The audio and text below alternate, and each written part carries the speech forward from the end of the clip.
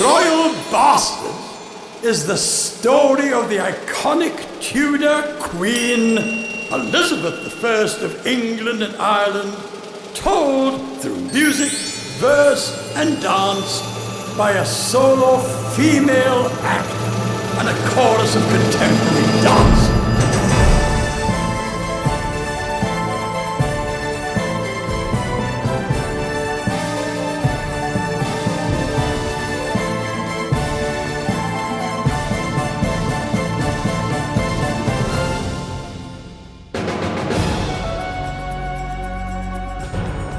Time, London, England, 1536.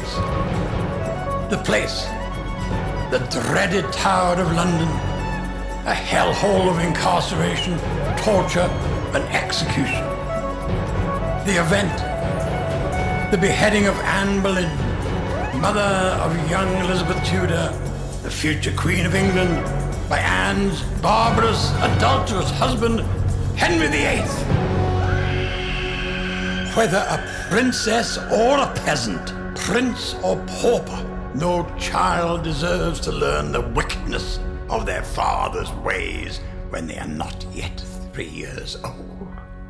Far too tender an age to be declared a little royal bastard.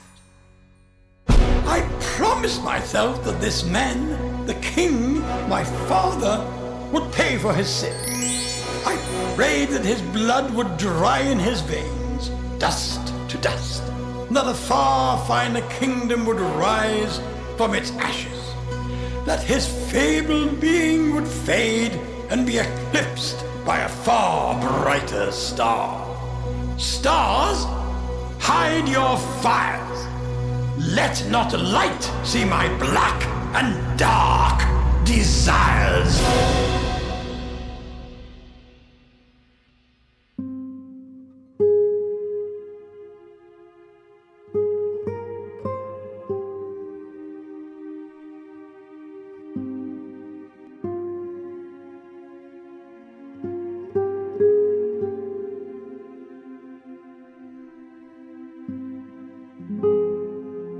Fortune, I know, sometimes doth conquer kings, and rules and reigns on earth and earthly things.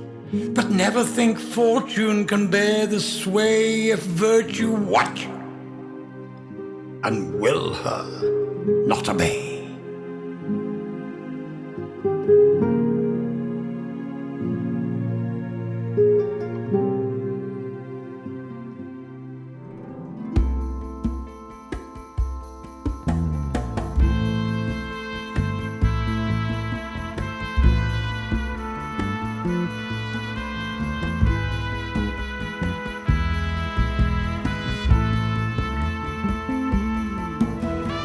What arms and shoulders did I touch and see?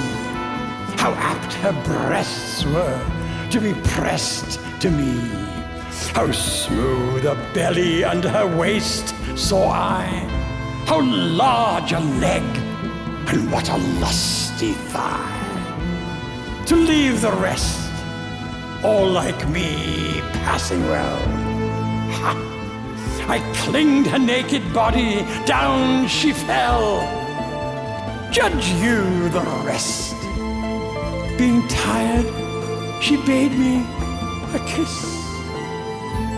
Jove, send me more such afternoons as this.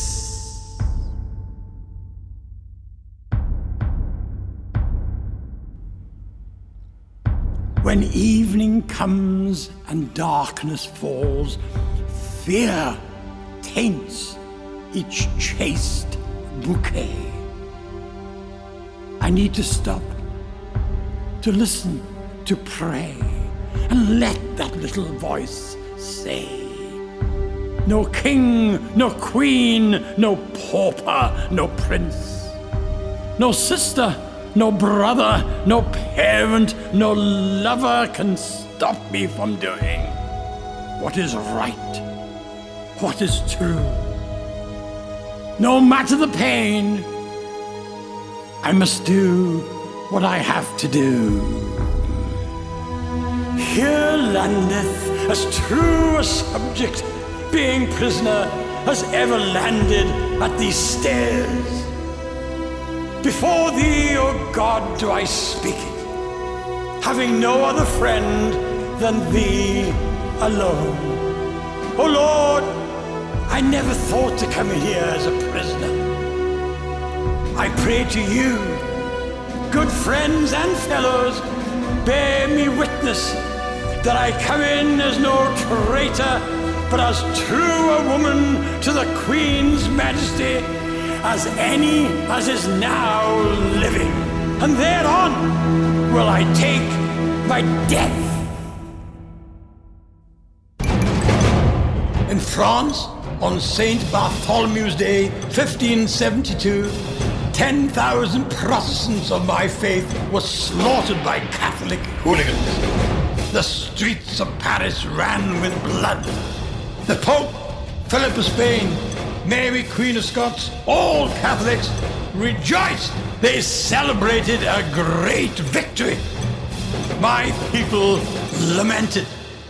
All they wanted was peace.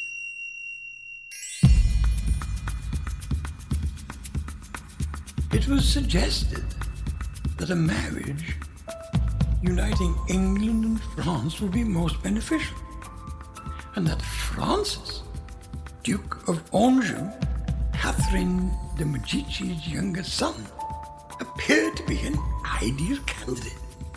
He was attractive, well-bred, younger than I, very witty, and his letters deliciously romantic. Oh, you are the jailer of my heart, Elizabeth. The mistress of my liberty. If your majesty will consent to marry me, you will restore a languishing life which has existed only for the service of the most perfect goddess of the heavens. The most perfect goddess of the heavens. I will extend my hand to Mon Chéri Francis. I will invite him to visit.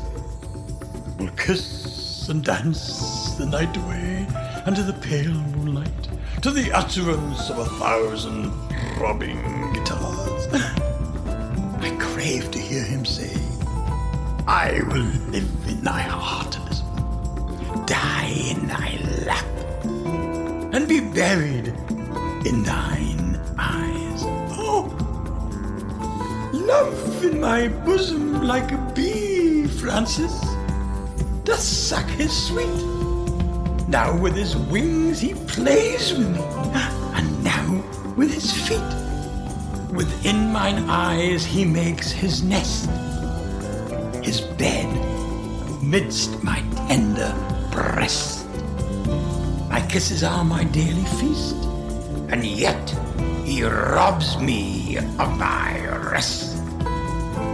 You see, Francis wanted me to renounce my Protestant faith, and no body, no riches, no man could justify that. Go, go, go, seek some other way, Francis. Importune me no more.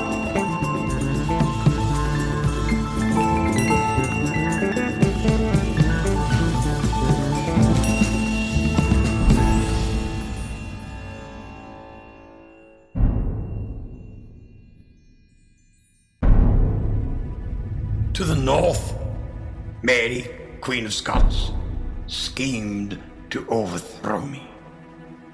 To the south, Philip of Spain sought to invade me. In order not to be struck, I had to strike. The Queen of the Scots was arrested, found guilty of treason, and beheaded. Philip amassed his naval forces against me. On the eve of battle, I addressed my troops. I am come amongst you, my people.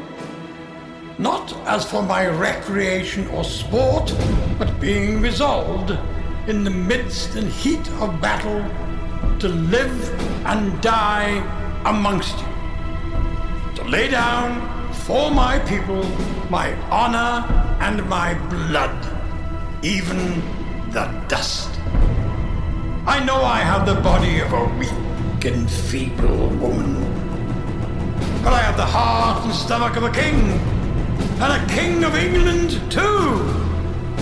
Though the sex to which I belong is considered weak, you will nevertheless find me a rock that bends to no wind.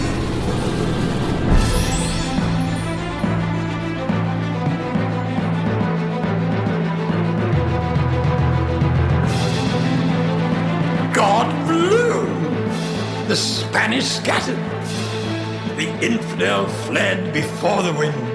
It was a glorious hour. A foul father had been eclipsed, and a little royal bastard daughter had triumphed. And the Pope was moved to say, what a wife she would make if only I could marry.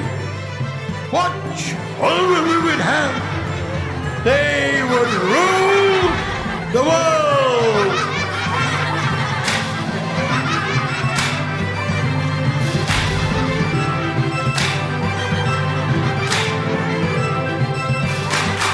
My people sang, my people danced, they made merry, they gave thanks. No king, no queen, no pauper, no prince, no sister, no brother, no parent, no lover can stop me from doing what is right, what is true, no matter the pain. You must do what you have to do.